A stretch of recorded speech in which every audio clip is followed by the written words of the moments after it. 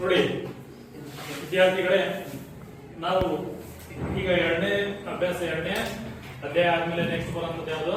ಮೂರನೇ ಅಧ್ಯಾಯ. ಮೂರನೇ ಅಧ್ಯಾಯದ ಹೆಸರನ್ನು ಹೇಳೋದಕ್ಕಿಂತ ಮುಂಚೆ ಒಬ್ಬ ವಿಜ್ಞಾನಿ ಇದ್ದಾನೆ, ಅವನು ಗಣಿತದ ಶ್ರೇಷ್ಠ ಗಣಿತಜ್ಞ.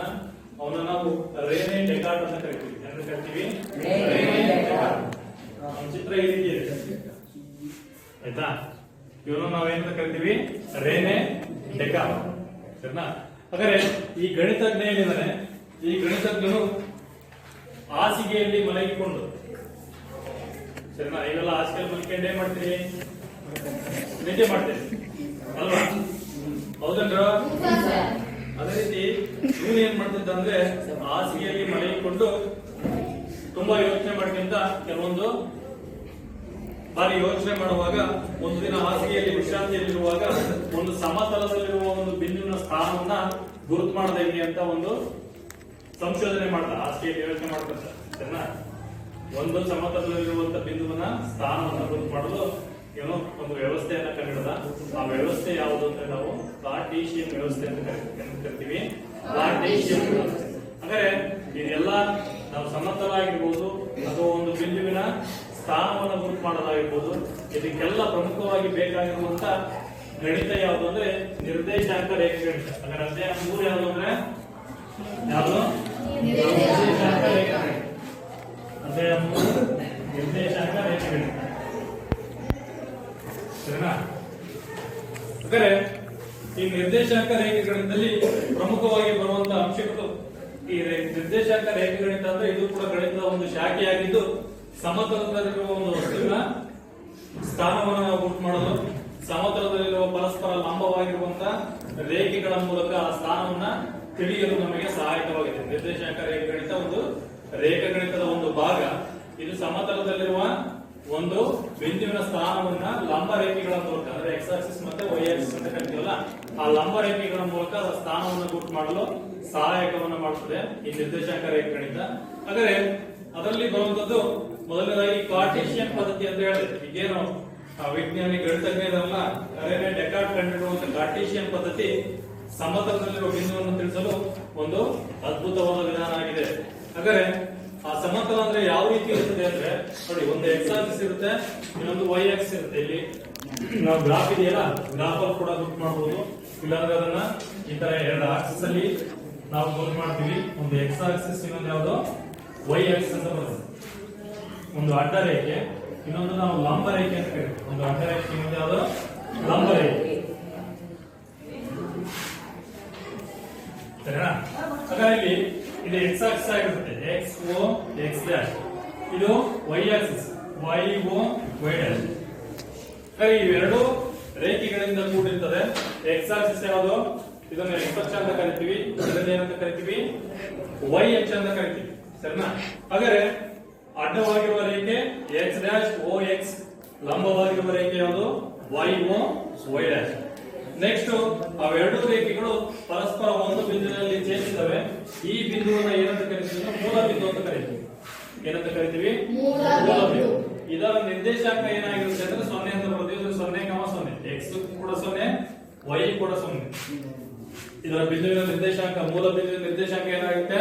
0,0 ಆಗಿರುತ್ತೆ. ಏನಾಗಿರುತ್ತೆ? 0,0. ಇದಾದ್ಮೇಲೆ ನೆಕ್ಸ್ಟ್ ಈ ಪದ್ಧತಿಯಲ್ಲಿ ಬರುವಂತ ಚತುರ್ಥಕಗಳು ಅಂದ್ರೆ ಈ ನಿರ್ದೇಶಾಂಕ ವ್ಯವಸ್ಥೆಯಲ್ಲಿ 4 ಚತುರ್ಥಕಗಳನ್ನು ಕಾಣ್ತೀವಿ. ಎಷ್ಟು ಚತುರ್ಥಕಗಳು? 4 ಚತುರ್ಥಕಗಳು. ಒಟ್ಟು 4 ಚತುರ್ಥಕಗಳನ್ನು ನಾವು ಕಾಣ್ತೀವಿ. ಆ ಚತುರ್ಥಕಗಳಲ್ಲಿ ಈ ಭಾಗವನ್ನ ಅಂದ್ರೆ ಈ ಕಡೆ ಓ ಎಕ್ಸ್ ಭಾಗ ಮತ್ತೆ ಓ ವೈ, ಈ ಮೂರು ಅಂದ್ರೆ ವೈ ಎಕ್ಸ್ ಓ ವೈ ಭಾಗ ಇದೆಯಲ್ಲ, ಇದನ್ನ ಮೊದಲನೇ ಚತುರ್ಥಕ ಅಂತ ಕರೀತೀವಿ. ಈ ಕಡೆ ಭಾಗವನ್ನ ಎರಡನೇ ಚತುರ್ಥಕ, ಎಕ್ಸ್ ಡ್ಯಾಶ್ ಓ ವೈ ಭಾಗವನ್ನ ಎರಡನೇ ಚತುರ್ಥಕ ಅಂತ ಕರಿತೀವಿ. ಇಲ್ಲಿ ಬರುವಂತದ್ದು ಇದು ಮೂರನೇ ಚತುರ್ಥಕ. ಈ ಕಡೆ ಬರುವಂತದ್ದು 4ನೇ ಚತುರ್ಥಕ, ಸರಿನಾ? ಇದು ಮೊದಲನೇ ಚತುರ್ಥಕ, ಇದು ಎರಡನೇ ಚತುರ್ಥಕ, ಇದು ಮೂರನೇ ಚತುರ್ಥಕ, ಇದು 4ನೇ ಚತುರ್ಥಕ. ಹಾಗಾದ್ರೆ ಈ 4 ಚತುರ್ಥಕಗಳು ಯಾವ ಯಾವ ಚಿಹ್ನೆಗಳನ್ನು ಹೊಂದಿರ್ತವೆ? ನಿರ್ದೇಶಾಂಕಗಳಲ್ಲಿ ಬಳಸುವ ಚಿಹ್ನೆಗಳು ಏನಾಗಿರ್ತವೆ? ಎಕ್ಸ್ ಆಕ್ಸಿಸ್ ಏನಾಗಿರ್ತದೆ, ವೈ ಆಕ್ಸಿಸ್ ಏನಾಗಿರುತ್ತೆ. ಮೊದಲನೇ ಚತುರ್ಥಕದಲ್ಲಿ ಎರಡು ಕೂಡ ಪ್ಲಸ್ ಚಿಹ್ನೆಯನ್ನು ಹೊಂದಿರ್ತವೆ. ಎರಡು ಕೂಡ ಏನಾಗಿರ್ತವೆ? ಪ್ಲಸ್ ಚಿಹ್ನೆಯನ್ನು ಹೊಂದಿರ್ತವೆ. ಅದೇ ಎರಡನೇ ಚತುರ್ಥಕಕ್ಕೆ ಬಂದ್ರೆ ಎಕ್ಸ್ ಮೈನಸ್ ಆಗಿರ್ತದೆ, ವೈ ಮಾತ್ರ ಪ್ಲಸ್ ಆಗಿರುತ್ತೆ. Minus plus. ಇದರಲ್ಲಿ ಇದು ಪ್ಲಸ್ ಇದು ಪ್ಲಸ್ ಇರೋದ್ರಿಂದ ಪ್ಲಸ್ ಕಾಮ ಪ್ಲಸ್. ಈ ಕಡೆ ಎಕ್ಸ್ ಆಕ್ಸಿಸ್ ಮೈನಸ್ ಚಿಹ್ನೆಗಳನ್ನು ಹೊಂದಿರ್ತದೆ, ವೈ ಆಕ್ಸಿಸ್ ಏನಾಗಿರ್ತದೆ? ಪ್ಲಸ್ ಚಿಹ್ನೆಯನ್ನು ಹೊಂದಿರ್ತದೆ. ಈ ಮೂರನೇ ಆಕ್ಸಿಸ್ ಬಂದ್ರೆ x minus y minus, minus comma minus. ನಾಲ್ಕನೇ ಚತುರ್ಥಕಕ್ಕೆ ಬಂದ್ರೆ ಎಕ್ಸ್ ಏನೋ ಪ್ಲಸ್, ವೈ ಏನಾಗಿರ್ತದೆ? ಮೈನಸ್. ಈ ತರ ನಾವು ನಿರ್ದೇಶಾಂಕಗಳು ಯಾವ ಯಾವ ಚಿಹ್ನೆಯನ್ನು ಹೊಂದಿರ್ತವೆ ಅಂತ ನಾವು ಇದರ ಆಧಾರದ ಮೇಲೆ ಗುರುತು ಮಾಡಬಹುದು. ಗೊತ್ತಾಗ್ಲಿಲ್ಲ? ಚಿಹ್ನೆಗಳನ್ನು ನೆನಪಿರಬೇಕು. ಮೊದಲನೇ ಚತುರ್ಥಕದಲ್ಲಿ ಪ್ಲಸ್ ಪ್ಲಸ್, ಇದರಲ್ಲಿ ಮೈನಸ್ ಪ್ಲಸ್, ಇದು ಮೈನಸ್ ಮೈನಸ್. ಯಾಕೆ ಮೈನಸ್ ಅಂದ್ರೆ ಆಕ್ಸಿಸ್ ಗೊತ್ತಿದೆ ನಮಗೆ. ನೋಡಿ ಇದು ಈ ಕಡೆ ಪ್ಲಸ್ ಚಿಹ್ನೆಗಳನ್ನ ಪ್ಲಸ್ ಸೈನ್ಗಳು ಬರ್ತವೆ. ಅಂದ್ರೆ ಪ್ಲಸ್ 1 ಪ್ಲಸ್ 2 ಪ್ಲಸ್ 3 ಅವನ್ನೆಲ್ಲ ಈ ತರ ಇಲ್ಲಿ ಗುರುತು ಮಾಡ್ತೀವಿ. ಇಲ್ಲಿ ಕೂಡ ಪ್ಲಸ್ ಮೇಲೆ ವೈ ಆಕ್ಸಿಸ್ 1 2 3. ಇವೆರಡು ಮಾತ್ರ ಮೈನಸ್. ಎಕ್ಸ್ ಮೈನಸ್ ಈ ಕಡೆ ಬರುತ್ತೆ, ಮೈನಸ್ 1 ಮೈನಸ್ 2 ಈ ತರ. ಅದೇ ತರ ಇಲ್ಲಿ ಮೈನಸ್ 1 ಮೈನಸ್ 2. ವೈ ನೆಗೆಟಿವ್ ಇದಾಗಿರ್ತದೆ, ವೈ ಪಾಸಿಟಿವ್ ಮೇಲೆ ಬರುತ್ತೆ, ಎಕ್ಸ್ ಪಾಸಿಟಿವ್ ಬಲಭಾಗದಲ್ಲಿ, ಎಕ್ಸ್ ನೆಗೆಟಿವ್ ಎಡಭಾಗದಲ್ಲಿ. ಈ ತರ ಆ ನಿರ್ದೇಶಾಂಕ ವ್ಯವಸ್ಥೆ ನಿಮಗೆ ಅರ್ಥ ಆಗ್ಬೇಕು. ಆವಾಗ ಮಾತ್ರ ಗ್ರಾಫ್ ಲೆಕ್ಕಗಳನ್ನು ಬಿಡಿಸಕ್ಕೆ ಈಸಿ ಆಗುತ್ತೆ. ಒಂದು ಬಿಂದುವಿನ ಸ್ಥಾನವನ್ನು ಗುರುತು ಮಾಡಕ್ಕೆ ಕೂಡ ಈಸಿ ಆಗುತ್ತೆ. ಈಗ ಎಕ್ಸಾಂಪಲ್ ಪ್ಲಸ್ 2 ಮೈನಸ್ 5 ಇದು ಯಾವ ಚತುರ್ಥಕದಲ್ಲಿ ಬರುತ್ತೆ? ಈಗ ಎಕ್ಸ್ ಪ್ಲಸ್ ವೈ ಮೈನಸ್ ಅಂತ, ಎಕ್ಸ್ ಪ್ಲಸ್ ವೈ ಮೈನಸ್ ಇದು ಯಾವ ಚತುರ್ಥಕದಲ್ಲಿ ಬರುತ್ತೆ? ಯಾರೋ ಹೇಳ್ತೀರ ನೋಡೋಣ. ಹೇಳ ನಾಲ್ಕನೇ ಚತುರ್ಥಕದಲ್ಲಿ ಬರುತ್ತದೆ. ಎಷ್ಟನೇ ಚತುರ್ಥಕದಲ್ಲಿ? ನಾಲ್ಕನೇ ಚತುರ್ಥಕದಲ್ಲಿ ಬರುತ್ತದೆ. ಕರೆಕ್ಟಾ? ಗುಡ್. ಕುಲ ಹಾಗಾದ್ರೆ plus 2 minus 5 x plus y minus ಯಾವ ಚತುರ್ಥಕದಲ್ಲಿ ಬರ್ತದೆ? ನಾಲ್ಕನೇ ಚತುರ್ಥಕದಲ್ಲಿ ಬರ್ತದೆ. ಗೊತ್ತಾಯ್ತಾ? ಯಾಕೆ ಬರುತ್ತೆ ಅಂದ್ರೆ ಅಲ್ಲಿ ಎಕ್ಸ್ ಅನ್ನೋದು ಪ್ಲಸ್ ಆಗಿದೆ, ವೈ ಅನ್ನೋದು ಏನಾಗಿದೆ? ಮೈನಸ್ ಆಗಿದೆ. ಇದೇ ರೀತಿ ಇನ್ನೊಂದು ಈಗ ಸರಿನಾ? ಹುಡುಗರು ಹೇಳಬೇಕು ಮೈನಸ್ 2 ಮೈನಸ್ 3 ಇದು ಯಾವ ಚತುರ್ಥಕದಲ್ಲಿ ಬರುತ್ತದೆ? ಕೈ ಹುಡುಗ ಹೇಳಕ್ಕಿಲ್ಲ. ಮೂರನೇ ಚತುರ್ಥಕದಲ್ಲಿ ಬರುತ್ತದೆ. ಗುಡ್. ಎರಡು ಕೂಡ ಮೈನಸ್ ಆಗಿರೋದ್ರಿಂದ ಇದು ಯಾವ ಚತುರ್ಥಕದಲ್ಲಿ ಬರುತ್ತದೆ? ಮೂರನೇ ಚತುರ್ಥಕದಲ್ಲಿ ಬರುತ್ತೆ. ಈಸಿ ಇಲ್ಲ? ಹಾಗಾದ್ರೆ ಯಾವ ಚತುರ್ಥಕದಲ್ಲಿ ಯಾವ ಬಿಂದು ಬರುತ್ತೆ ಅಂತ ನಾವು ಈಸಿಯಾಗಿ ನಾವು ಕಂಡುಹಿಡಿಯಬಹುದು. ಇದಾದ್ಮೇಲೆ ಬರುವಂತದ್ದು ಚಿಹ್ನೆಗಳ ನಿಯಮಗಳಾದ್ಮೇಲೆ ನಮಗೆ ಅಭ್ಯಾಸ ಇದೆ. ಅಭ್ಯಾಸ 3.1 ತೆಗೆದು ಎಷ್ಟಂದ ಅಭ್ಯಾಸ 3.1 ಅದರಲ್ಲಿ ಕ್ವಶನ್ ನಂಬರ್ 1 ಓದ್ರಿ ಯಾರು? Question number 1 ಓದಮ್ಮ. ನಿಮ್ಮ ಕಲಿಕಾ ಮೇಜಿನ ಮೇಲಿರುವ ಮೇಜು ದೀಪದ ಸ್ಥಾನವನ್ನು ಇನ್ನೊಬ್ಬ ವ್ಯಕ್ತಿಗೆ ನೀವು ಹೇಗೆ ವಿವರಿಸುತ್ತೀರಿ? ಈಗ ನಿಮ್ಮ ಕಲಿಕಾ ಮೇಜಿನ ಮೇಲಿರುವ ಒಂದು ಮೇಜು ದೀಪ. ಮೇಜು ದೀಪ ಅಂದ್ರೇನು? ಒಂದು ದೀಪ, ಕ್ಯಾಂಡ್ ಅಂತ ಕರಿತೀವಲ್ಲ ಅದಾಗಿರ್ಬೋದು, ಅಥವಾ ಒಂದು ಲೈಟ್ ಇರುವಂತ ಒಂದು ದೀಪ. ಅದನ್ನ ಎಲ್ಲಿಟ್ಟಿದ್ದಾರೆ? ಮೇಜಿನ ಮೇಲೆ ಇಟ್ಟಿದ್ದಾರೆ. ಓದ್ಕೊಂಡು ಇಟ್ಕೊಂತೀರಲ್ಲ, ಕ್ಯಾಂಡ್ ಇಟ್ಕೊಂತೀರಲ್ಲ ಒಂದು ಮೇಜು ದೀಪ. ಅದು ಒಂದು ನಾವು ಟೇಬಲ್ ಮೇಲೆ ಇಟ್ಟಿದ್ದೀವಿ. ಆ ಕಲಿಕಾ ಮೇಜಿನ ದೀಪವನ್ನು ನಾವು ಅದರ ಸ್ಥಾನವನ್ನು ಇನ್ನೊಬ್ಬ ವ್ಯಕ್ತಿಗೆ ನಾವು ಏನ್ ಮಾಡಬೇಕು? ವಿವರಣೆ ಮಾಡಬೇಕು. ಎಷ್ಟು ದೂರದಲ್ಲಿದೆ ಅದು? ನಾವು ಕುತ್ಕೊಂಡ ಜಾಗದಿಂದ ಅಥವಾ ಒಂದು ಟೇಬಲ್ ಇಂದ ಎಲ್ಲಿ ಅದರ ಸ್ಥಾನ ಇದೆ ಅಂತ ನಾವು ಕೇಳಬೇಕು. ಒಂದು ಟೇಬಲ್ ಏನಾದ್ರು ಇಟ್ಟರೆ ಅದರ ಸ್ಥಾನ ಎಲ್ಲಿ ಬರುತ್ತೆ ಅಂತ ನಾವು ಗುರುತು ಮಾಡಬೇಕು. ಆ ಸ್ಥಾನವನ್ನು ನಾವು ಯಾವ ರೀತಿ ಗುರುತು ಮಾಡ್ತೀವಿ ಅಂದ್ರೆ ಅದಕ್ಕೆ ಒಂದು ನಾವು ಚಿತ್ರವನ್ನು ಬರ್ಕೊಂಡ್ರೆ ಅರ್ಥ ಆಗುತ್ತೆ. ಟೇಬಲ್ ಚಿತ್ರವನ್ನು ನಾವು ಬರ್ಕೊಂಡ್ರೆ ನಾವು ಈಸಿಯಾಗಿ ಏನ್ ಮಾಡಬಹುದು ಅದನ್ನ ಅರ್ಥ ಮಾಡ್ತೀವಿ. ಗೊತ್ತಾಯ್ತಾ? ಸರಿನಾ? ಈಸಿಯಾಗಿ ನಾವ್ ಏನ್ ಮಾಡ್ಬೋದು? ಅರ್ಥ ಮಾಡ್ತೀವಿ.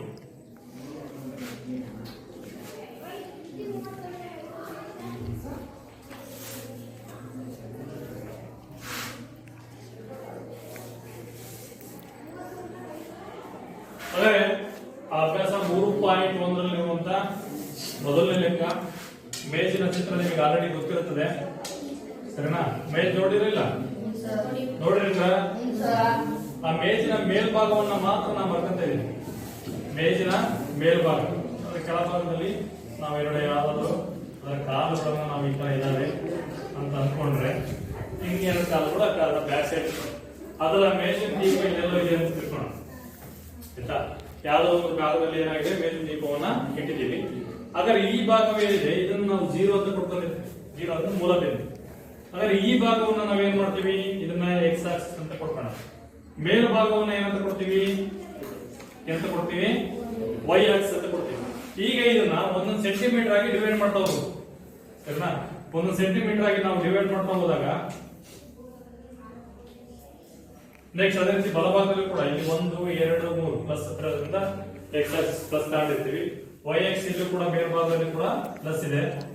1 2 3 ಪ್ಲಸ್ 1 ಪ್ಲಸ್ 2 ಪ್ಲಸ್ 3 ಗೊತ್ತಾಯ್ತಲ್ಲ. ಎಕ್ಸ್ ಪ್ಲಸ್ ಕಡೆ ವೈ ಕೂಡ ಏನಾಗಿದೆ ಪ್ಲಸ್ ಆಗಿದೆ ಗೊತ್ತಾಯ್ತಾ. ಎಕ್ಸ್ ಪ್ಲಸ್ ಮತ್ತೆ ವೈ ಕೂಡ ಪ್ಲಸ್. ಹಾಗಾದ್ರೆ ಈ ಮೇಜಿನ ನಾವು ಗುರ್ತು ಮಾಡಿದಾಗ ಎಕ್ಸಾಕ್ಟ್ ಆಗಿ ಈ ಮೇಲ್ಭಾಗ ನೋಡಿ ಈ ಕಡೆ ಮತ್ತೆ ಈ ಕಡೆ ಹಿಂಗ್ ಗುರ್ತು ಮಾಡಿದಾಗ ಏನಾಗುತ್ತೆ, ಮೇಜಿಗೆ ನಾವು ಗುರ್ತು ಮಾಡೋ ಪ್ರಕಾರ ಮೇಜ್ ಯಾವ ಸ್ಥಾನದಲ್ಲಿದೆ, ಎಕ್ಸ್ ಆಕ್ಸಿಸ್ 3 ವೈ ಆಕ್ಸಿಸ್ 2 ಈ ಬಿಂದು ಬರ್ತದೆ. ಎಕ್ಸ್ ಆಕ್ಸಿಸ್ 3 ನೀಟಿಗೆ ವೈ ಆಕ್ಸಿಸ್ 2ನೇ ಬಿಂದು ನೀಟಿಗೆ ಇದೆ ತಾನೆ. ಹಾಗಾದ್ರೆ ಆ ಮೇಜು ಈ ಮೇಲಿರುವಂತ ದೀಪ ಯಾವ ಬಿಂದುವಿನಲ್ಲಿದೆ ಅಂತ ಹೇಳ್ಬೋದು ನಾವು 3,2. X axis 3 centimetre, y axis 2 centimetre ಇರುವಂತ ದೂರದಲ್ಲಿದೆ ಗೊತ್ತಾಗುತ್ತಾ. ನೆಕ್ಸ್ಟ್ ಇದೇ ರೀತಿ ಇನ್ನೂ ಒಂದು ಉದಾಹರಣೆಯನ್ನು ಕೊಟ್ಟಿದ್ದಾರೆ ನಿಮಗೆ. ಎರಡನೇ ಕ್ವಶನ್ ಅಭ್ಯಾಸ 3.1ರಲ್ಲಿ ಕ್ವಶನ್ ನಂಬರ್ 2 ಯಾರು ಹೋಗ್ತೀರಿ ಹುಡುಗರು, 3.2ರಲ್ಲಿ ಎರಡನೇದು 3.1ರಲ್ಲಿ ಹೌದಪ್ಪ ಹೆಣ್ವಾಸ ಹೆಚ್ಚ ಎದ್ದೇಳ. ರಸ್ತೆ ಯೋಜನೆ ಅಂತ ಹೇಳೋ.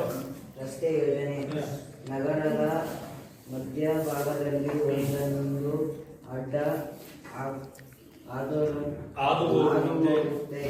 ಒಂದು ನಗರದಲ್ಲಿ 2 ಮೂಲ್ಯ ರಸ್ತೆಗಳಿವೆ. ಈ 2 ರಸ್ತೆಗಳು ಒಂದು ಉತ್ತರ ದಕ್ಷಿಣ ದಿಕ್ಕಿನಲ್ಲಿಯೂ ಇನ್ನೊಂದು ಪೂರ್ವ ಪಶ್ಚಿಮ ದಿಕ್ಕಿನಲ್ಲಿಯೂ ಇವೆ. ಪರಸ್ಪರ 200 ಮೀಟರ್ ಅಂತರದಲ್ಲಿರುವ ಈ ತರ ನಗರದ ಎಲ್ಲ ರಸ್ತೆಗಳು ಈ ರಸ್ತೆಗಳಿಗೆ ಸಮಾಂತರವಾಗಿವೆ. ಪ್ರತಿಯೊಂದು ದಿಕ್ಕಿನಲ್ಲೂ 5 ರಸ್ತೆಗಳಿವೆ. 200 ಮೀಟರ್ 1 ಸೆಂಟಿಮೀಟರ್ ಎಂಬ ಪ್ರಮಾಣವನ್ನು ಉಪಯೋಗಿಸಿ ನಿಮ್ಮ ನೋಟ್ಸ್ ಪುಸ್ತಕದಲ್ಲಿ ನಗರದ ಒಂದು ಮಾದರಿ ನಕ್ಷೆ ರಚಿಸಿ ರಸ್ತೆ ಅಡ್ಡ ರಸ್ತೆಗಳನ್ನು ಏಕರೇಖೆಗಳಿಂದ ಪ್ರತಿನಿಧಿಸಿ. ನಿಮ್ಮ ಮಾದರಿಯಲ್ಲಿ ಅನೇಕ ಛೇದಿಸುವ ರಸ್ತೆಗಳಿವೆ. ಇಂತಹ ಪ್ರತಿಯೊಂದು ಜೊತೆ ಛೇದಿಸುವ ರಸ್ತೆಗಳು ಒಂದು ಉತ್ತರ ದಕ್ಷಿಣ ದಿಕ್ಕು ಮತ್ತು ಇನ್ನೊಂದು ಪೂರ್ವ ಪಶ್ಚಿಮ ದಿಕ್ಕಿನಲ್ಲಿರುವ 2 ರಸ್ತೆಗಳಿಂದ ಉಂಟಾಗಿದೆ. ಪ್ರತಿಯೊಂದು ಜೊತೆ ಛೇದಿಸುವ ರಸ್ತೆಗಳನ್ನು ಈ ಮುಂದಿನ ಕ್ರಮದಲ್ಲಿ ಆಧರಿಸಬಹುದು. ಉತ್ತರ ದಕ್ಷಿಣ ದಿಕ್ಕಿನಲ್ಲಿರುವ 2ನೇ ರಸ್ತೆ ಮತ್ತು ಪೂರ್ವ ಪಶ್ಚಿಮ ದಿಕ್ಕಿನಲ್ಲಿರುವ 5ನೇ ರಸ್ತೆಗಳನ್ನು ಒಂದೊಂದು ಸಂಧಿಸುವ ಸಾಧನವನ್ನು ನಾವು ರಸ್ತೆ ಛೇದನ 2,5 ಎಂದು ಕರೆಯುತ್ತೇವೆ. ಈ ಪದ್ಧತಿಯನ್ನು ಉಪಯೋಗಿಸಿ. ರಸ್ತೆ ಯೋಜನೆ ನಗರದ ಮಧ್ಯಭಾಗದಲ್ಲಿ ಒಂದನ್ನೊಂದು ಅಡ್ಡ ಹಾದು ಹೋಗುವಂತೆ ಒಂದು ನಗರದಲ್ಲಿ 2 ಮುಖ್ಯ ರಸ್ತೆಗಳಿವೆ. ನಗರ ಅಂದ್ರೆ ಒಂದು ಸಿಟಿ ಸರಿನಾ. ಹೊಳಲ್ಕೆರೆ ಅಂತ ಒಂದು ಸಿಟಿ ಅಥವಾ ದಾವಣಗೆರೆ ಅಂತ ಒಂದು ಸಿಟಿಯಲ್ಲಿ ನಗರದ ಮಧ್ಯಭಾಗದಲ್ಲಿ ಒಂದೊಂದು ಅಡ್ಡ ಹಾದು ಹೋಗುತ್ತೆ. ಒಂದಕ್ಕೊಂದು ಮೈನ್ ರೋಡ್ 2 ಮೈನ್ ರೋಡ್ ಇದಾವೆ. ಆ 2 ಮೈನ್ ರೋಡ್ ನಗರದ ಮುಖ್ಯ ರಸ್ತೆಗಳಿವೆ. ಅಂದ್ರೆ ಎರಡು ಮುಖ್ಯ ರಸ್ತೆಗಳಲ್ಲಿ ಆ ಎರಡು ನಗರಗಳ ಮಧ್ಯಭಾಗದಲ್ಲಿ ಎರಡು ರಸ್ತೆಗಳಿವೆ. ಆ ಎರಡು ರಸ್ತೆಗಳು ಒಂದು ಉತ್ತರ ದಕ್ಷಿಣ ದಿಕ್ಕಿನಲ್ಲಿ, ಇನ್ನೊಂದು ರಸ್ತೆ ಪೂರ್ವ ಮತ್ತು ಪಶ್ಚಿಮ ದಿಕ್ಕಿನಲ್ಲಿ ಹಾದು ಹೋಗಿವೆ. ಅವು ಪರಸ್ಪರ 200 ಮೀಟರ್ ಅಂತರದಲ್ಲಿವೆ. ಸರಿನಾ? ಇದೇ ನೆಕ್ಸ್ಟ್ ಪರಸ್ಪರ 200 ಮೀಟರ್ ಅಂತರದಲ್ಲಿರುವ ಇತರ ನಗರದ ಎಲ್ಲಾ ರಸ್ತೆಗಳು ಈ ರಸ್ತೆಗಳಿಗೆ ಸಮಾಂತರವಾಗಿವೆ. ಅವೆರಡು ಮುಖ್ಯ ರಸ್ತೆಗಳಿದ್ದು ಅದಕ್ಕೆ ಕೆಲವೊಂದು ರಸ್ತೆಗಳು ಸಮಾಂತರವಾಗಿ 200 ಮೀಟರ್ ದೂರದಲ್ಲಿ ಬರ್ತವೆ. ಅಲ್ಲಿ ಪ್ರತಿಯೊಂದು ದಿಕ್ಕಿನಲ್ಲೂ ಎಷ್ಟು ರಸ್ತೆಗಳು? 5 ರಸ್ತೆಗಳು. ಅಂದ್ರೆ ಲಂಬ ರೇಖೆಗಳು 5 ರಸ್ತೆಗಳು, ಹೀಗೆ ಅಡ್ಡ ರೇಖೆಗಳು 5 ರಸ್ತೆಗಳು ಬರ್ತವೆ. ಅಲ್ಲಿ ನಾವು 200 ಮೀಟರ್ 1 ಸೆಂಟಿಮೀಟರ್ ಎಂಬ ಪ್ರಮಾಣವನ್ನು ತೆಗೆದುಕೊಳ್ಬೇಕು ಅಂತ ಹೇಳಿದ್ದೇನೆ.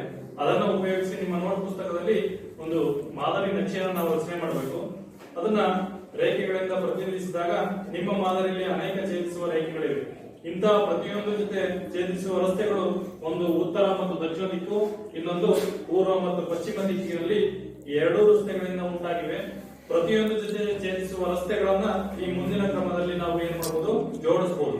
ಹಾಗಾದ್ರೆ ಇಲ್ಲಿ ಏನ್ ಹೇಳಿದಾನೆ? ಈ ಪದ್ಧತಿಯನ್ನು ಉಪಯೋಗಿಸಿ 4,3 ಎಂಬುವ ಬಿಂದು ಎಷ್ಟು ರಸ್ತೆ ಛೇದನಗಳನ್ನು ಉಲ್ಲೇಖಿಸಬಹುದು, 3,4 ಎನ್ನುವ ಬಿಂದು ಎಷ್ಟು ರಸ್ತೆ ಛೇದನಗಳನ್ನು ಉಲ್ಲೇಖಿಸಬಹುದು ಎಂಬುದನ್ನ ಕಂಡುಹಿಡಿಯಿರಿ ಅಂತ ಹೇಳಿದ್ದೇನೆ. ಅದಕ್ಕೆ ನಾವು ಒಂದು ನಕ್ಷೆಯನ್ನು ರಚನೆ ಮಾಡಬೇಕು. ಎರಡು ರೋಡ್ಗಳನ್ನ ರಚನೆ ಮಾಡ್ತಾ ಇದೀವಿ. ಸರಿನಾ? ಎರಡನೇದಲ್ಲಿ ಅಭ್ಯಾಸ 3.1ರಲ್ಲಿ ಎರಡನೇ ಇವು ಎರಡು ಮೇನ್ ಮುಖ್ಯ ರಸ್ತೆಗಳು. ಎರಡು ಮೇನ್ ಮುಖ್ಯ ರಸ್ತೆಗಳನ್ನು ನಾವು ತಾಂತಾ ಇದ್ದೀವಿ. ಆ ತಾಂತಿರೋ ರಸ್ತೆಗಳು ಯಾವ್ಯಾವ ಅಂದ್ರೆ ಒಂದು ಎಕ್ಸ್ ಆಕ್ಸಿಸ್, ಇನ್ನೊಂದು ವೈ ಆಕ್ಸಿಸ್ ಅಂತ ತಾಂಡಿದ್ವಿ. ಒಂದು ಎಕ್ಸ್ ಆಕ್ಸಿಸ್, ಇನ್ನೊಂದು ಯಾವುದು? Y axis. ಇದು ನಾರ್ತ್ ಮತ್ತೆ ಸೌತ್, ಉತ್ತರ ಮತ್ತೆ ದಕ್ಷಿಣ. ನೆಕ್ಸ್ಟ್ ಪೂರ್ವ ಮತ್ತು ಪಶ್ಚಿಮಕ್ಕೆ. ಇದು ಈಸ್ಟ್, ಇದು ವೆಸ್ಟ್. ಆಯ್ತಾ? ಈ ತರ ಎರಡು ಮುಖ್ಯ ರಸ್ತೆಗಳಿದಾವೆ. ಇದಕ್ಕೆ ಪರಸ್ಪರವಾಗಿ ಸಮಾಂತರವಾಗಿರುವಂತೆ ಈಗ ಮತ್ತೆ ಪ್ರತಿ ಒಂದೊಂದು ಕೂಡ 1 ಸೆಂಟಿಮೀಟರ್ ದೂರದಲ್ಲಿರಬೇಕು. ಎಷ್ಟು ಸೆಂಟಿಮೀಟರ್? 1 ಸೆಂಟಿಮೀಟರ್ ದೂರದಲ್ಲಿರುವಂತೆ ನಾವೇನ್ ಮಾಡಬೇಕು? ಅವನ್ನ 5 ಮುಖ್ಯ ರಸ್ತೆಗಳನ್ನ, ನೆಕ್ಸ್ಟ್ ಸಬ್ ರಸ್ತೆಗಳನ್ನ ಗ್ರೂಪ್ ಮಾಡಬೇಕು. ಸರಿನಾ? ಅಡ್ಡ ಲಂಬಕ್ಕೆ 5 ರಸ್ತೆಗಳು, ನೆಕ್ಸ್ಟ್ ಅಡ್ಡಕ್ಕೆ 5 ರಸ್ತೆಗಳನ್ನ ನಾವು ಗ್ರೂಪ್ ಮಾಡ್ತಾ ಹೋಗ್ಬೇಕು. ನೆಕ್ಸ್ಟ್ ಅದೇ ರೀತಿ ಇಲ್ಲೂ ಕೂಡ ಏನ್ ಮಾಡ್ತಾ ಇದೀವಿ? ಲಂಬವಾಗಿ 3 ರೇಖೆಗಳನ್ನ 5 ರೇಖೆಗಳನ್ನ ಎಳಿತಾ ಇದೀವಿ. ನೆಕ್ಸ್ಟ್ ಅದೇ ರೀತಿ ಅಡ್ಡವಾಯು ಕೂಡ, ಇಲ್ಲೂ ಕೂಡ ಅಡ್ಡವಾಯು ಕೂಡ ನಾವೇನ್ ಮಾಡಬೇಕು? ಪ್ರತಿ ಒಂದು ಕೂಡ 1 ಸೆಂಟಿಮೀಟರ್ ದೂರ ಇರುವಂತೆ ನಾವೇನ್ ಮಾಡ್ತಾ ಇದೀವಿ? ಎಷ್ಟು ಬಿಂದುಗಳನ್ನ ಅಲ್ಲಿ 5 ಸಮಾಂತರ ರೇಖೆಗಳು ಬರಬೇಕು. ಒಟ್ಟು 5 ಸಮಾಂತರ ರೇಖೆಗಳನ್ನು ಎಳ್ಕೋಬೇಕು. ಇದೇ ರೀತಿ ನೆಕ್ಸ್ಟ್ ಮೇಲ್ಭಾಗದಲ್ಲೂ ಕೂಡ. ನೆಕ್ಸ್ಟ್ ಇನ್ನೊಂದು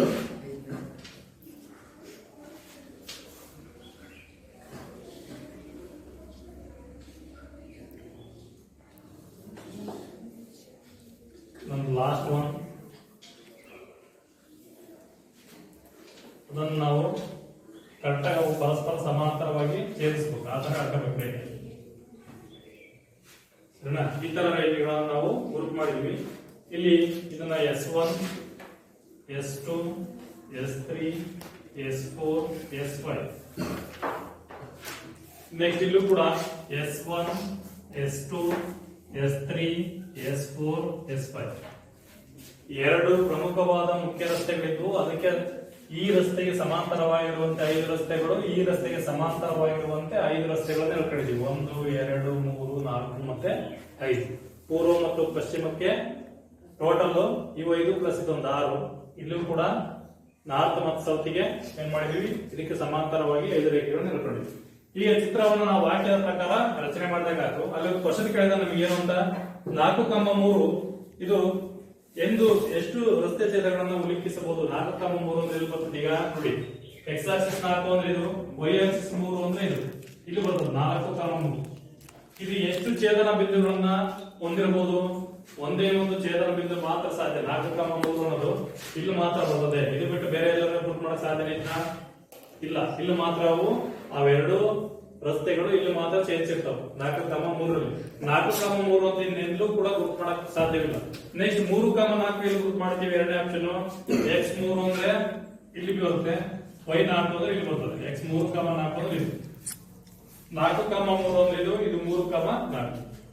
ಈ ತರ 3,4 ಅನ್ನೋದು ಕೂಡ ಒಂದೇ ಬಿಂದು ಇರುತ್ತದೆ, 4,3 ಅನ್ನೋದು ಕೂಡ ಒಂದೇ ಬಿಂದು ಇರ್ತದೆ ಅಂತ. ಇಡೀ ವಾಕ್ಯವನ್ನ ನಾವು ಏನ್ ಮಾಡಿದ್ವಿ, ವಾಕ್ಯವನ್ನ ಕೊಟ್ಟದನ್ನ ಬಳಸ್ಕೊಂಡು ಚಿತ್ರ ನೋಡಿಸಿದ್ವಿ. ಆ ಚಿತ್ರದಲ್ಲಿ 2 ಬಿಂದುಗಳನ್ನು ಗುರುತು ಮಾಡ್ರಿ ಅಂತ ಹೇಳಿದ್ದ, ಗುರುತು ಮಾಡಿದ್ವಿ. ಅವು ಒಂದೇ ಇರಕ್ಕೆ ಸಾಧ್ಯ ಇಲ್ಲ ಅಂತ ಹೇಳಿದ್ದೇನೆ. ಹೌದು, ಒಂದೇ ಇರಕ್ಕೆ ಸಾಧ್ಯ, ಇನ್ನೊಂದು ಗುರುತು ಮಾಡಕ್ ಸಾಧ್ಯ ಇಲ್ಲ, ಅದೇ ತರ ಅಂತ ಗೊತ್ತಾಯ್ತಾ. ನೆಕ್ಸ್ಟ್ ಇಲ್ಲಿಗೆ ಅಭ್ಯಾಸ 3.1 ಮುಗಿತದೆ. ಅದಾದ್ಮೇಲೆ ಬರುವಂತದ್ದು ಈಗ ಆಲ್ರೆಡಿ ನಾವು ಕಾರ್ಟೇಶಿಯನ್ ಪದ್ಧತಿ ಅಂತ ಪ್ರಮುಖ ಅಂಶಗಳನ್ನು ತಿಳ್ಕೊಂಡಿದ್ವಿ. ಅದರ ಮುಂದುವರೆದ ಭಾಗ ಏನು ಅಂದ್ರೆ, ಯಾವ್ದಾದ್ರು ಒಂದು ಬಿಂದುವನ್ನ ನಾವು ಕಾರ್ಟೇಶಿಯನ್ ಪದ್ಧತಿಯಲ್ಲಿ ಗುರುತು ಮಾಡೋದು ಹೆಂಗೆ, ದತ್ತ ಬಿಂದುವನ್ನ ನಿರ್ದೇಶಾಂಕಗಳ ಕಂಡುಹಿಡಿಯೋದು ಹೆಂಗೆ, ಸರಿನಾ. ಅಲ್ಲಿ ಕೆಲವೊಂದು ಬಿಂದುಗಳನ್ನ ಕೊಟ್ಟಿದ್ದಾನೆ ನಿಮಗೆ. ಟೆಕ್ಸ್ಟ್ ಬುಕ್ ತಂದಿರಲ್ಲ, ಪೇಜ್ ನಂಬರ್ ತೆಗಿರಿ. ಪೇಜ್ ನಂಬರ್ 50ರಲ್ಲಿ, ಪೇಜ್ ನಂಬರ್ 50ರಲ್ಲಿ ಒಂದು ಲೆಕ್ಕ ಇದೆ. ಏನ್ ಕೊಟ್ಟಿದ್ದಾನೆ ಲೆಕ್ಕ, ಇಲ್ಲಿ ಕೆಳಗೆ ಗಮನಿಸಿದ ವಾಕ್ಯಗಳನ್ನು ಪೂರ್ಣಗೊಳಿಸಿ ಅಂತ ಕೊಟ್ಟು ಅಲ್ಲಿ ಒಂದು ನಿಮಗೆ ನಕ್ಷೆಯನ್ನು ಕೊಟ್ಟಿದ್ದಾನೆ. ಆ ನಕ್ಷೆಯಲ್ಲಿರುವಂತಹ ನಿರ್ದೇಶಾಂಕಗಳನ್ನ ನಾವು ಬರೆಯಬೇಕು, ಸರಿನಾ. ಅದೇ ನಕ್ಷೆ ಆಗಿರ್ಬೋದು ಅಥವಾ ನಾವು ಇನ್ನೊಂದು ನಕ್ಷೆಯನ್ನು ನಾವು ಹಾಕಿ ಅದರ ನಿರ್ದೇಶಾಂಕಗಳನ್ನು ಎಷ್ಟು ಅಂತ ಬರೆಯಬೇಕು. ನಿರ್ದೇಶಾಂಕಗಳು ಎಷ್ಟು ಬರ್ತವೆ ಅದನ್ನ ಗ್ರಾಫ್ ನಾಳಿದೆ, ಗ್ರಾಫ್ ಚಾರ್ಟ್ ಇದೆ, ಇಲ್ಲೂ ಕೂಡ ನಾವು ಗುರುತು ಮಾಡಬಹುದು. ಅದನ್ನೇ ಬರೆಯಬೇಕು ಅಂತ ಇಲ್ಲ, ಅಥವಾ ಯಾವುದೇ ಕಳಿಸಿದ್ರು ಕೂಡ ನಾವು ಏನ್ ಮಾಡಬಹುದು, ಅದರ ನಿರ್ದೇಶಾಂಕಗಳು ಎಷ್ಟು ಬರ್ತವೆ ಅಂತ ಗುರುತು ಮಾಡೋದಷ್ಟೇ. ಅಲ್ಲಿ ABCD ಬಿಂದುಗಳನ್ನ ಅಥವಾ M ಅಂತ ಈ ತರ ಬಿಂದುಗಳನ್ನು ಕೊಟ್ಟಿದಲ್ಲ, ಅದ್ರ ನಿರ್ದೇಶಾಂಕಗಳು ಎಷ್ಟು ಬರ್ತವೆ. ಅಲ್ಲಿ ಏನ್ ಕೊಟ್ಟಿದ್ದಾನೆ, M ಅನ್ನ ಬಿಂದು ಗುರುತು ಮಾಡಿದ್ದಾನೆ, B ಬಿಂದು ಗುರುತು ಮಾಡಿದ್ದಾನೆ, L ಬಿಂದು ಗುರುತು ಮಾಡಿದ್ದಾನೆ, S ಬಿಂದು ಗುರುತು ಮಾಡಿದ್ದಾನೆ. ಅದರ ನಿರ್ದೇಶಾಂಕಗಳು ಏನೇನ್ ಬರ್ತವೆ ಅಂತ ನಾವು ಹೇಳ್ತಾ ಹೋಗ್ಬೇಕು. ಒಂದು X ಆಕ್ಸಿಸ್ ಮತ್ತೆ Y ಆಕ್ಸಿಸ್ ನಾವು ಗ್ರಾಫ್ ಅಲ್ಲಿ ಕೂಡ ಈ ರೀತಿಯಾಗಿ ಆಗ್ತಾ ಹೋಗ್ತೀವಿ. ನಾವು ಗ್ರಾಫ್ ಅಲ್ಲೇ ನಾವು ರಚನೆ ಮಾಡಬೇಕು. ಯಾವ ನಿರ್ದೇಶಾಂಕ ರೇಖೆಗಳಲ್ಲಿ ಬಿಂದುಗಳನ್ನ ಗುರುತು ಮಾಡಬೇಕು ಅಂದ್ರೆ ನಾವು ಏನ್ ಮಾಡಬೇಕು, ಗ್ರಾಫ್ ಅನ್ನೇ ಬಳಸಬೇಕು. ಗ್ರಾಫ್ ಅಲ್ಲಿ ಮಾತ್ರ ಎಕ್ಸಾಕ್ಟ್ ಆಗಿ ಕರೆಕ್ಟ್ ಬರ್ತದೆ, ಸರಿನಾ. ಈ ತರ ನಾವು ಬೋರ್ಡ್ ಅಲ್ಲಿ ಬಿಡಿಸಿದಾಗ ಎಕ್ಸಾಕ್ಟ್ ಆಗಿ ಗುರುತು ಮಾಡಕ್ ಸಾಧ್ಯ ಇಲ್ಲ. ಆದ್ರಿಂದ ನಾವೇನ್ ಮಾಡಬೇಕು, ಗ್ರಾಫ್ ಚಾರ್ಟ್ ಅಲ್ಲೇ ಯಾವ ತರ ಬಿಂದುವನ್ನ ಗುರುತು ಮಾಡಬೇಕು ಅಂದ್ರೆ ಗ್ರಾಫ್ ಚಾರ್ಟ್ ಅಲ್ಲೇ ಗುರುತು ಮಾಡಬೇಕು. ನಕ್ಷೆಯನ್ನ ಎಳೆಯಬೇಕಾದ್ರೂ ಕೂಡ ಬಿಂದುಗಳನ್ನ ಗುರುತು ಮಾಡಿ ಒಂದು ರೇಖೆಯನ್ನು ಎಳೆಯೋದು ಕೂಡ ನಾವೆಲ್ಲಿ ಗ್ರಾಫ್ ಅಳೆಯಲ್ಲೇ ಬಿಡಿಸ್ಬೇಕು. ಹಾಗಾದ್ರೆ ಎಕ್ಸ್ ಆಕ್ಸಿಸ್ ಅಲ್ಲಿ ಅಂತ ಕರಿತೀವಿ, ಇದನ್ನ ಎಕ್ಸ್ ಓ ಎಕ್ಸ್ ಡ್ಯಾಶ್ ಅಂತ ಕರಿತೀವಿ. ಈ ಕಡೆ ಮೇಲ್ಭಾಗದಲ್ಲಿ ವೈ ಓ ಇದೆ, ಈ ಕಡೆ ವೈ ಡ್ಯಾಶ್ ಆಗುತ್ತೆ, ಸರಿನಾ. ಈಗ 1 ಸೆಂಟಿಮೀಟರ್ಗೆ ಒಂದೊಂದು, ಇಲ್ಲಿ +1 +2 +3 ಈ ತರ ಕೊಡ್ಕೊಂತ ಹೋಗ್ಬೋದು. ಎಡಭಾಗಕ್ಕೆ ಬಂದ್ರೆ -1 -2 -3 ಪಡಿಬಹುದು. ಮೇಲ್ಭಾಗದಲ್ಲಿ 1 ಸೆಂಟಿಮೀಟರ್ 1 2 3, ಕೆಳಭಾಗದಲ್ಲಿ 1 -1 -2 -3. ವೈ ಆಕ್ಸಿಸ್ ಕೆಳ ನೆಗೆಟಿವ್, ಮೇಲೆ ಪ್ಲಸ್. ಎಕ್ಸ್ ಆಕ್ಸಿಸ್ ಬಲಭಾಗದಲ್ಲಿ ಪ್ಲಸ್, ಎಡಭಾಗದಲ್ಲಿ ಏನಾಗುತ್ತೆ ಮೈನಸ್ ಆಗುತ್ತೆ. ಈಗ ಅಲ್ಲಿ ಒಂದು ಬಿಂದುವನ್ನು ಗುರುತು ಮಾಡೋಣ. ಅಲ್ಲೇ ನಿಮಗೆ ಕೊಟ್ಟಿರೋಣ ಎಂ ಅಂತ, ಆ ಬಿಂದುವನ್ನ ನಾವು ಇಲ್ಲೆಲ್ಲ ಗುರುತು ಮಾಡ್ತೀವಿ ಅನ್ಕೊಳ್ರಿ, ಎಂ ಅಂತ ಗುರುತು ಮಾಡ್ತೇವೆ. ಈಗ ಎಂ ಬಿಂದುವಿನ ನಿರ್ದೇಶಾಂಕಗಳನ್ನ ನೀವು ಹೇಳ್ಬೇಕು, ನೋಡಿ ಎಷ್ಟು ಬರುತ್ತೆ. ಎಂ ಬಿಂದುವಿನ ನಿರ್ದೇಶಾಂಕಗಳು ಎಷ್ಟು, ಎಕ್ಸ್ ಮತ್ತೆ ವೈ ಎಷ್ಟು ಬರುತ್ತೆ. ಅಲ್ಲಿ ಎಂ ಬಿಂದು ಇದೆಯಲ್ಲ, ಅದರ ನಿರ್ದೇಶಾಂಕಗಳು ಎಷ್ಟು ಬರ್ತದೆ. ಎಂ ಇಸ್ ಈಕ್ವಲ್ ಟು ಎಷ್ಟು ಬರ್ತದೆ ನಿರ್ದೇಶಾಂಕ, ಎಕ್ಸ್ ಎಷ್ಟು ವೈ ಎಷ್ಟು. ಎಕ್ಸ್ ಯಾವ್ದು ನೀಟಿ ಇದೆ, -2 ನೀಟಿ ತಾನೆ, -2. ವೈ ಯಾವ್ದು ನೀಟಿ ಇದೆ, +2. ಆದರೆ ಎಂ ನ ನಿರ್ದೇಶಾಂಕದ ಎಷ್ಟಾಗುತ್ತೆ, -2, +2. ಎಂ ನ ನಿರ್ದೇಶಾಂಕ ಏನಾಗುತ್ತೆ, -2, +2.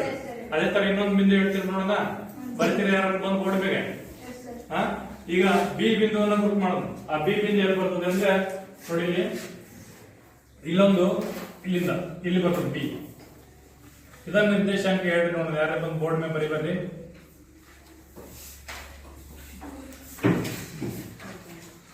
ಬಿ ನ ನಿರ್ದೇಶಾಂಕಗಳು ಎಕ್ಸ್ ಎಷ್ಟು ಬರ್ತದೆ, ವೈ ಎಷ್ಟು ಬರ್ತದೆ ಅಂತ. ಬಿ ಇಸ್ ಈಕ್ವಲ್ ಟು ನಿರ್ದೇಶಾಂಕ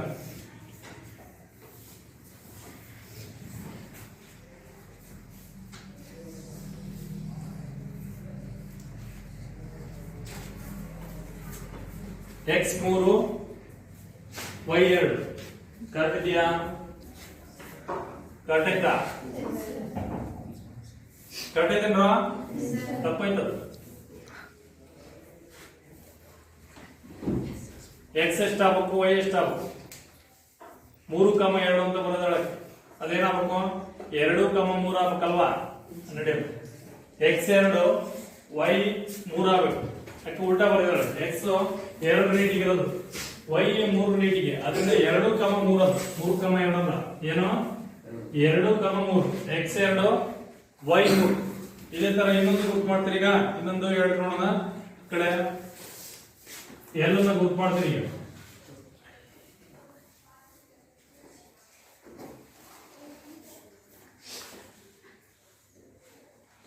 ಎಲ್ ಇನ್ಯಾರು ಹೇಳ್ತೀರಿ ನೋಡೋಣ. ಎಕ್ಸ್ ಎಷ್ಟು ವೈ ಎಷ್ಟು ಹೇಳ್ತೀರಿ ನೋಡೋಣ. ಯಾರ್ಗ ಎಕ್ಸ್ ಎಷ್ಟು ವೈ ಎಷ್ಟು, ಇದು ಎಕ್ಸ್ ಆಕ್ಸಿಸ್ ಸರಿನಾ, ಇದು ವೈ ಆಕ್ಸಿಸ್. ನಿರ್ದೇಶಾಂಕ ಏನಾಗ್ತಿರೋದು ಯಾರ್ಯಾವ ಹೇಳ್ತೀರಿ ನೋಡೋಣ. ಯಾರು ಹೇಳ್ತೀರಿ ಸಾಗರ? 2 ಮೈನಸ್ 3 ಮೈನಸ್ -2 -3 ಗೋಲ್ಡ್ -2 -3 ಯಾವ್ದು ನಿರ್ದೇಶಾಂಕ ಇದು? ಎಲ್ಲ ನಿರ್ದೇಶಾಂಕ x -2 y -3 -2, -3 ಗೊತ್ತಾಯ್ತಾ? ಇದು ಯಾವ ನಿರ್ದೇಶಾಂಕ? ಎಲ್ಲ ನಿರ್ದೇಶಾಂಕ. ಈ ತರ ನಾವು ಯಾವುದೇ ಬಿಂದುವನ್ನ ಕೊಟ್ಟರು ಕೂಡ ಅದರ ನಿರ್ದೇಶಾಂಕಗಳನ್ನ ನಾವು ಗುರುತು ಮಾಡಬಹುದು. ಗೊತ್ತಾಯ್ತಾ? ಈಗ ಗ್ರಾಫ್ ಅವನೇ ಕೊಟ್ಟಿರ್ತಾನೆ, ನಾವೇನ್ ಮಾಡಿದ್ವಿ ಬಿಂದುಗಳನ್ನ ಗುರುತು ಮಾಡಿದ್ವಿ. ಈಗ ಬಿಂದು ಕೊಟ್ಟಿರ್ತಾನೆ, ನಾವು ಗ್ರಾಫ್ ಅಲ್ಲಿ ಗುರುತು ಮಾಡಬಹುದು. ಗೊತ್ತಾಗ್ತಿದ್ದ? ಬಿಂದು ಕೊಟ್ಟಿರ್ತಾನೆ, ಗ್ರಾಫ್ ಅಲ್ಲಿ ಗುರುತು ಮಾಡಬಹುದು. ಈಗ ಬಂದು ಈ ಗ್ರಾಫ್ ಅಲ್ಲಿ ಯಾರು ಗುರುತು ಮಾಡ್ತೀವಿ ನೋಡಿ. ಒಂದೇ ಒಂದು ಬಿಂದು ತೋರಿಸ್ತೀನಿ ನಮಗೆ ನಾನು. ಅದೇ ತರ ಬಿಂದುಗಳನ್ನು ನೀವೇ ಗುರುತು ಮಾಡಬಹುದು.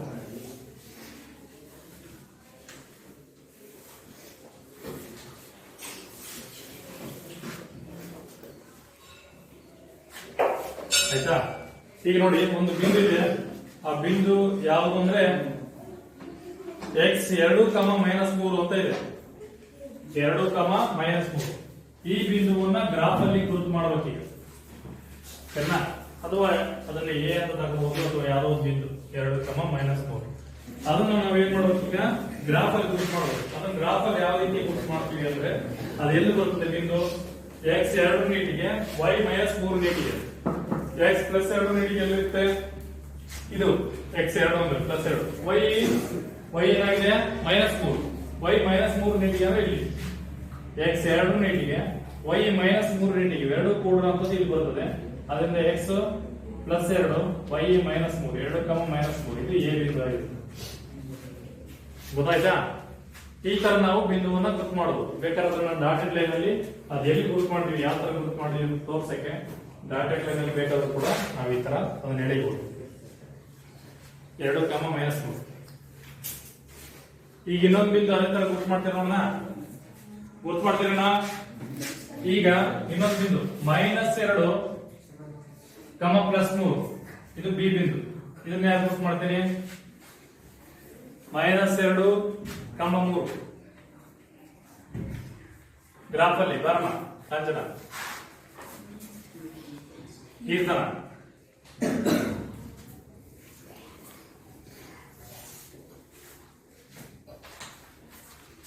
-2, 3 x -2 y 3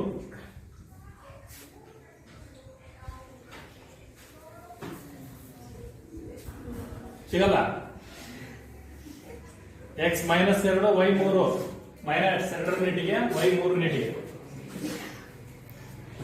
ಅಲ್ಲೇ ಗೋಲ್ಡ್ -2, 3 ಕರೆಕ್ಟ್ ಆಯ್ತಾ?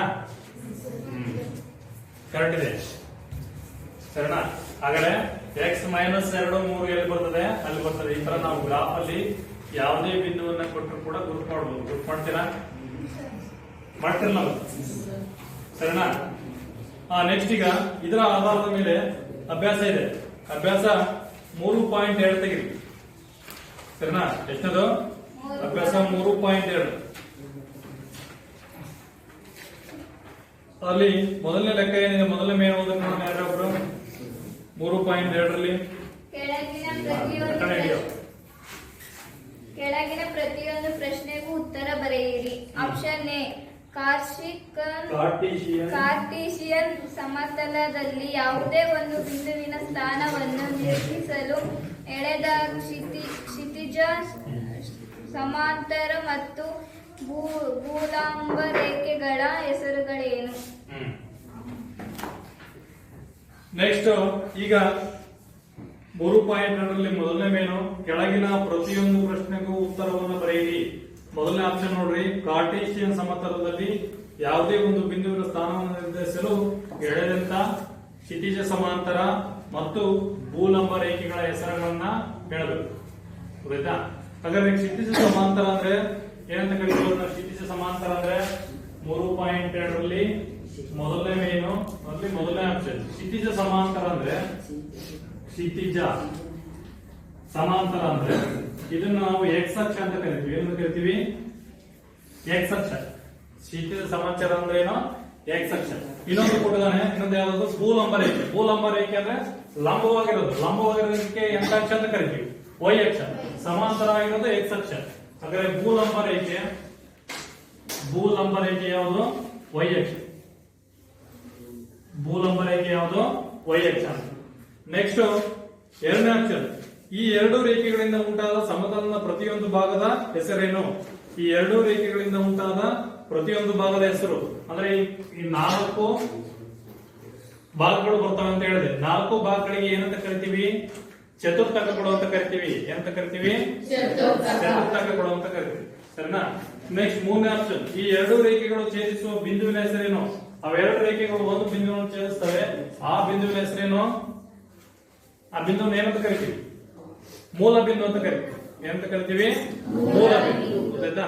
ಹಾಗಾದ್ರೆ ಮೊದಲನೇ ಮೇಲಿರುವಂತಹ 3 ಆಪ್ಷನ್ಗಳ ಲೆಕ್ಕವನ್ನ ತಿಳ್ಕೊಂಡಾಗ ಈಗ ಎರಡನೇ ಮೇನಲ್ಲಿ ನಿಮಗೊಂದು ಚಿತ್ರ ಕೊಟ್ಟಿದ್ದಾನೆ. ಆ ಚಿತ್ರದಲ್ಲಿ ಇರುವಂತ ಈಗ ಹೇಳಿದ್ವಲ್ಲ ನಿರ್ದೇಶಾಂಕಗಳು ಯಾವ ಎಷ್ಟು ಬರ್ತವೆ ಅಂತ. ಆಯ್ತಾ? ಮೊದಲು ತೋರಿಸಿದ್ನಲ್ಲ, ಬಿ ಬಿಂದು ನಿರ್ದೇಶಾಂಕ ಎಷ್ಟು ಬರುತ್ತೆ, ಎ ಎಷ್ಟು ಬರುತ್ತೆ, ಸಿ ಎಷ್ಟು ಬರುತ್ತೆ ಅಂತ. ಹಾಗಾದ್ರೆ ಚಿತ್ರ ನೋಡ್ಕೊಂಡು ನಾವು ನಿರ್ದೇಶಾಂಕಗಳನ್ನು ಬರ್ಕೊಂಬರ್ತಿಲ್ಲ. ಆ ಮನೆಗೆ ಎರಡನೇ ಮೇನ್ ಅದೇ ಹೋಮ್ವರ್ಕ್ ನಿಮಗೆ ಅಭ್ಯಾಸ 3.2 ಎರಡನೇ ಮೇನ್ ನೀವು ಮನೆಯಲ್ಲಿ ಮಾಡ್ಕೆ ಬರ್ಬೇಕು. ಸರಿನಾ? ಗೊತ್ತಾಯ್ತೇನ್ರ? ಎಲ್ರಿಗೂ ಧನ್ಯವಾದಗಳು.